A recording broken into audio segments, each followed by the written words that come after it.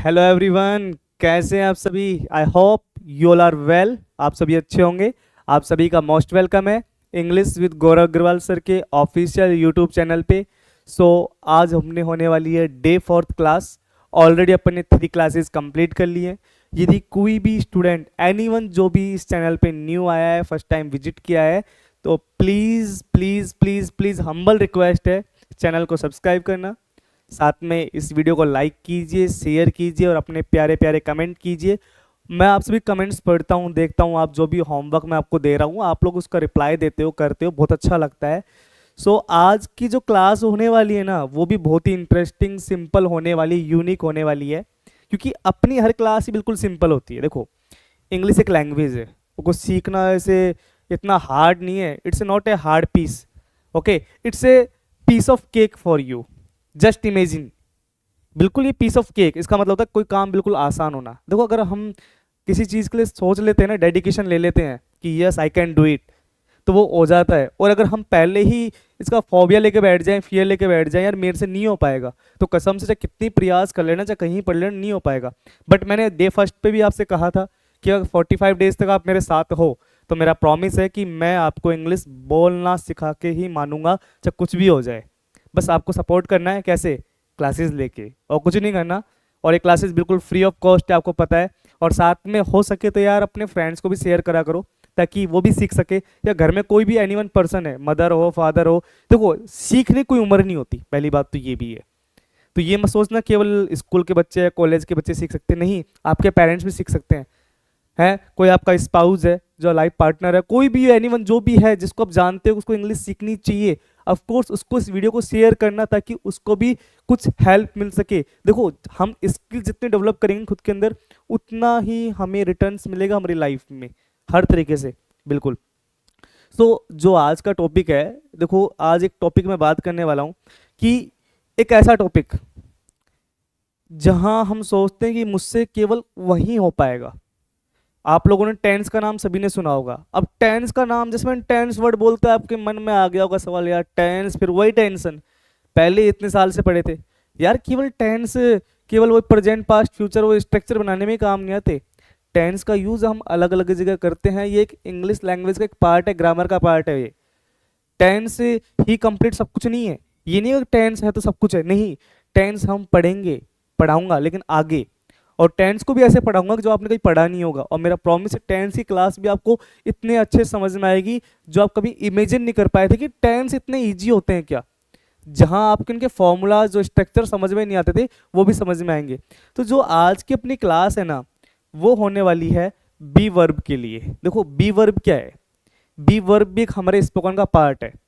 यदि कि जब हम किसी भी व्यक्ति या वस्तु या स्थान के बारे में बता रहे हैं, उसकी सिचुएशंस के बारे में बता रहे हो कि वो कैसा है, क्या है, कहाँ है, कौन है, जब हमें ये चीज़ बतानी होती है, वो बी वर्ब होती है। आपको दिख रहा होगा ये क्या है? एक, सर ये एक पेन है। मैंने बताया ये पेन है, दिस इज ए पेन। बोला ना इंग्लिश में, ये होती है बी वर्ब। ये क्या है? Sir watch, this is a watch. मैं कौन हूं? I am a teacher. What is this? This is a shirt. तो ये सारी चीजें ही हैं, और यही सीखनी है। इन छोटे छोटे शब्दों से ही हम सीखेंगे। तो आज का हमारा टॉपिक है बी वर्ब। तो बी वर्ब होती क्या है कि जब हमें किसी व्यक्ति, वस्तु या स्थान की स्थिति यानी सिचुएशन के बारे में बताना हो, उसके प्लेस के बारे में बताना हो, वो कहाँ है, कैसी है, ये सब बतानी होती है, तब हमें बी वर्ब का यूज करना होता है। जो is, am are, was, verb, मतलब ऐसे अलग अलग 3 पार्ट में डिवाइड होंगी। जैसे एग्जाम्पल में वह यहाँ है, ही इज हेयर, मौसम अच्छा है, द वेदर इज गुड, हम कल स्कूल गए थे, we were at school yesterday, पढ़ाई बहुत जरूरी है, स्टडी इज वेरी इंपॉर्टेंट। तो ये सारी चीजें देखो जो हाईलाइट हैं, ये सारी बी वर्ब्स तो हैं। अब ये आपने is, am are, was, verb और विल बी टेंस में पढ़े होंगे, बट उनको एक अलग लेवल पे पढ़ा होगा। अब इन्हीं को यूज लेके हम इंग्लिश में स्ट्रक्चर्स बनाएंगे, और उन्हीं को हम स्पोकन में भी यूज लेंगे। देखना बहुत सिंपल होगा आप लोगों के लिए, समझना बात को। देखो, बी वर्ब 3 टाइप्स में डिवाइड होंगे। जो सबसे पहले है भैया,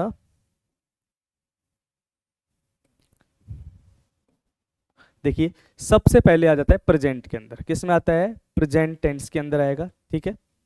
प्रेजेंट के बाद आएगा पास्ट और पास्ट के बाद आएगा फ्यूचर। प्रेजेंट का मतलब क्या होता है सभी जानते हो, वर्तमान काल। पास्ट यानी जो टाइम बीत चुका है और फ्यूचर जो आगे आएगा। तो प्रेजेंट में तीन आएंगे, इज, एम और आर। पास्ट में आएंगे वाज और वर और फ्यूचर में आएगा विल बी।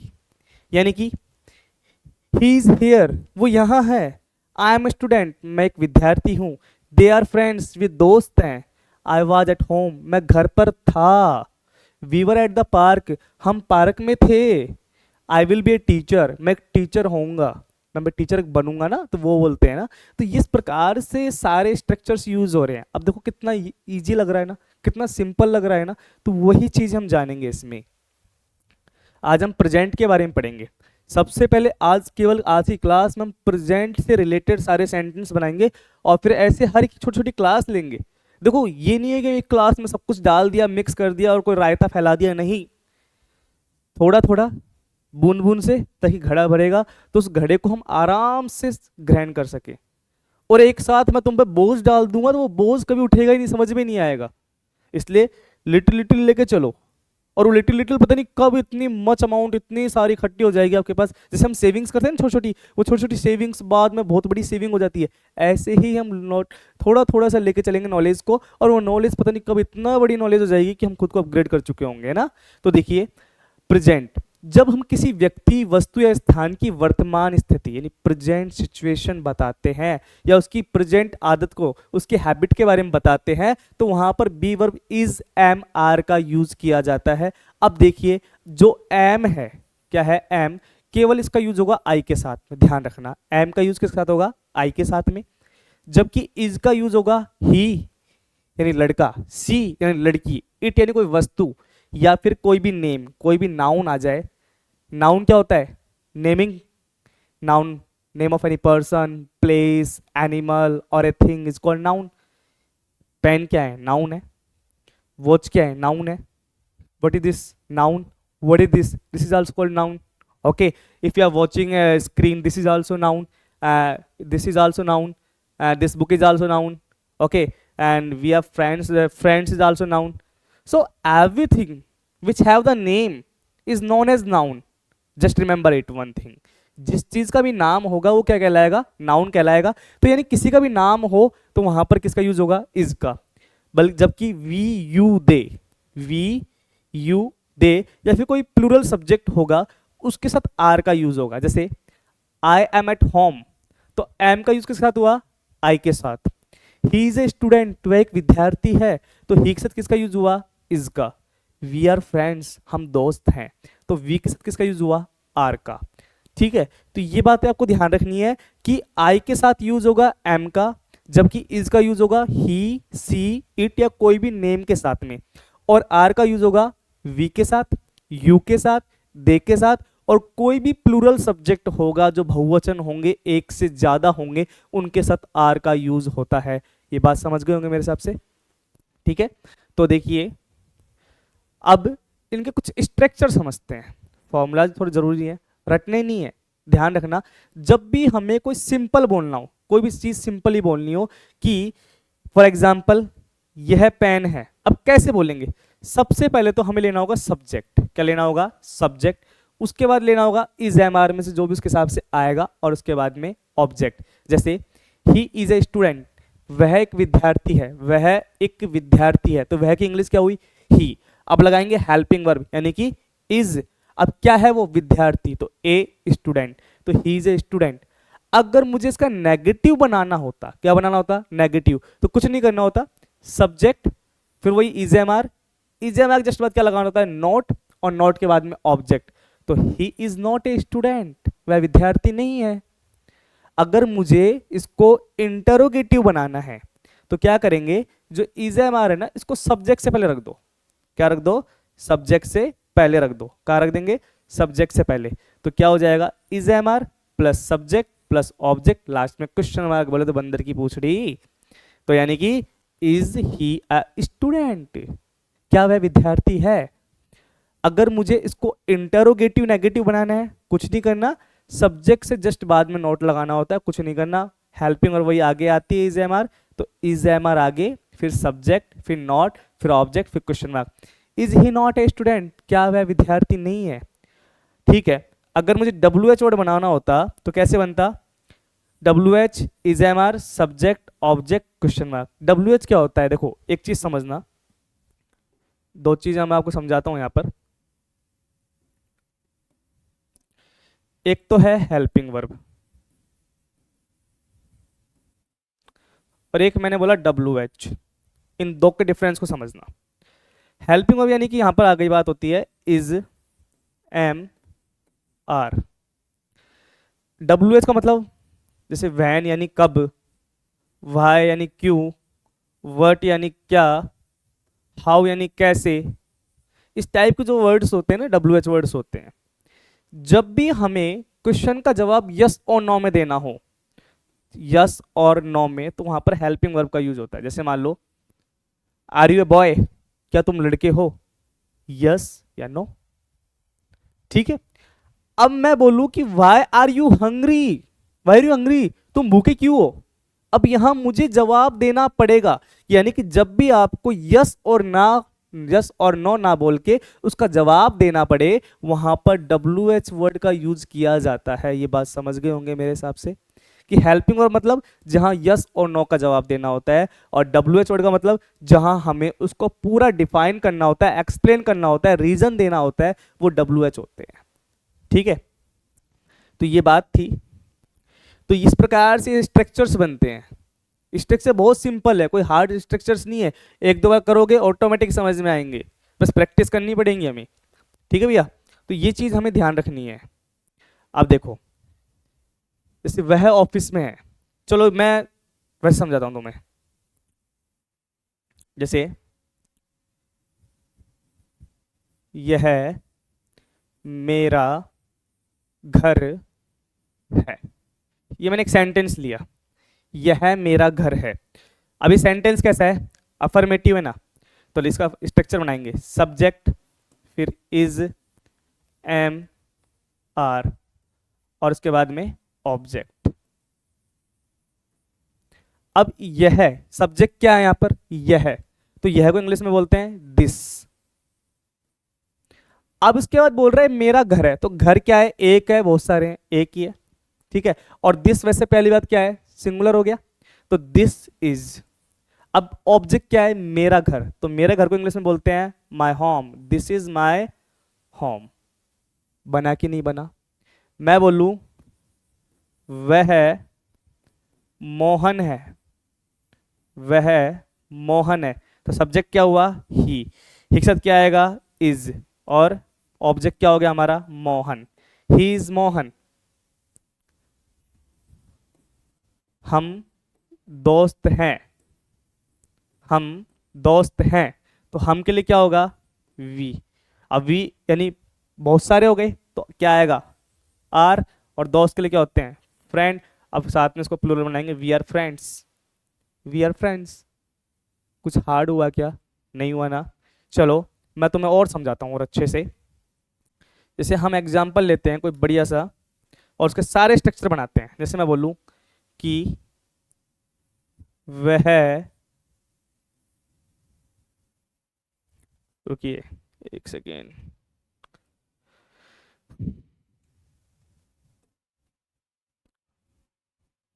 यह घोड़ा है, यह घोड़ा है। अब कई क्वेश्चन माइंड में आएंगे, यह घोड़ा है, यह घोड़ा नहीं है, क्या यह घोड़ा है, यह घोड़ा क्यों नहीं है, यह घोड़ा कहाँ है, यह घोड़ा कहाँ नहीं है। तो कितने सारे सेंटेंस बन गए माइंड में, बन गए ना। अब एक छोटा टास्क तुम्हें दे रहा हूं कि इस सेंटेंस को तुम इंग्लिश में ट्रांसलेट करोगे। हाँ आप लोग करोगे, कोई नहीं, गलत होगा कोई दिक्कत नहीं, गलती तो होती है तभी तो इंसान समझता है इन चीज़ों को, और गलती करके ही हम सीखेंगे, बात ध्यान रखना। तो यह घोड़ा है, ये आपके लिए एक टास्क दिया है मैंने, वर्क दिया है, होमवर्क दिया है। ठीक है, इसके आप सारे इस तरह स्ट्रक्चर्स बनाओगे, affirmative, negative, interrogative, interrogative negative, helping verb से भी, डब्ल्यू एच वर्ड से भी, आपको सारे बनाने और इसको करना है। अब मैं उन एग्जाम्पल्स को करता हूं जो पीछे हैं अपने। वह ऑफिस में है, तो वह यानी ही, इसका क्या आएगा, is, he is in the office. He is in the office. यह मेरी दोस्त है। She is my friend.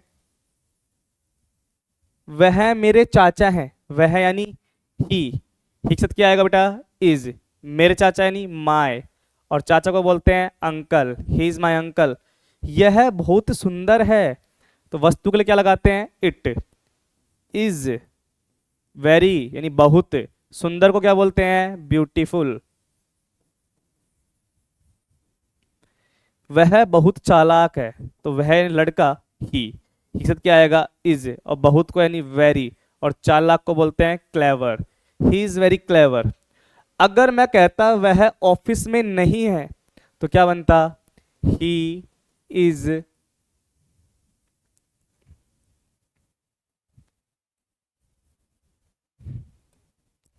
Subject helping verb, फिर not. He is not in the office. मैं बोलता यह मेरी दोस्त नहीं है, तो she is not my friend. मैं बोलता वह मेरे चाचा नहीं है, तो क्या बनता? He is not my uncle. यह बहुत सुंदर नहीं है। It is not very beautiful.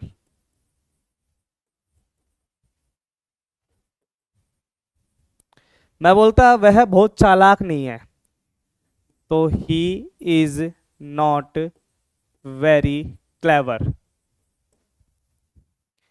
Simple लगा कि हार्ड लगा? Subject helping verb not object.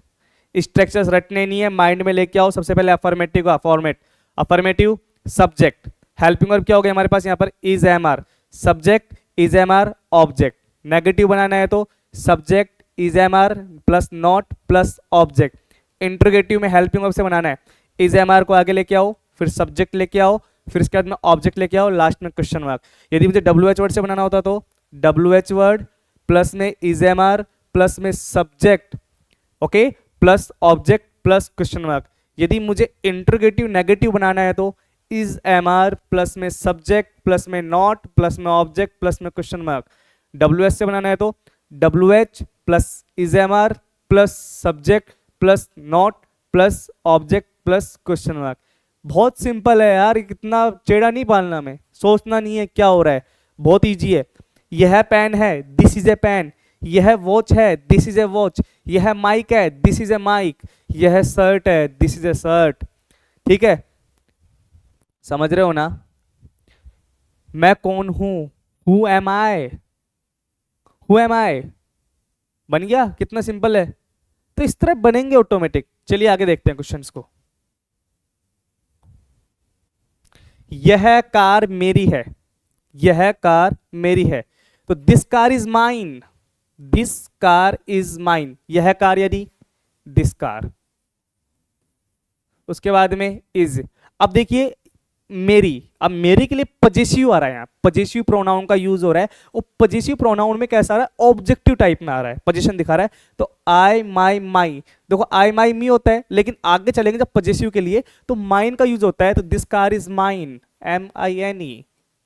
वह मेरा दोस्त है, ही इज माई फ्रेंड। तुम मेरे पड़ोसी हो, यू आर माई नेबर। यह मोबाइल नया है, तो यह मोबाइल दिस, और मोबाइल का मोबाइल, एक ही मोबाइल है तो इज, नया है तो new. This mobile is new. हम थके हुए हैं, तो हमको क्या बोलते हैं इंग्लिश में? वी के साथ क्या आएगा? आर, और थके हुए को बोलते हैं we are tired. We are tired. समझ गए बात को? इस प्रकार से यूज करना है। अगर मैं कहता कि क्या यह कार मेरी है, क्या यह कार मेरी है, तो is this car mine, last में इंटरोगेटिव। क्या वह मेरा दोस्त है? क्या वह मेरा दोस्त है? Is he my friend.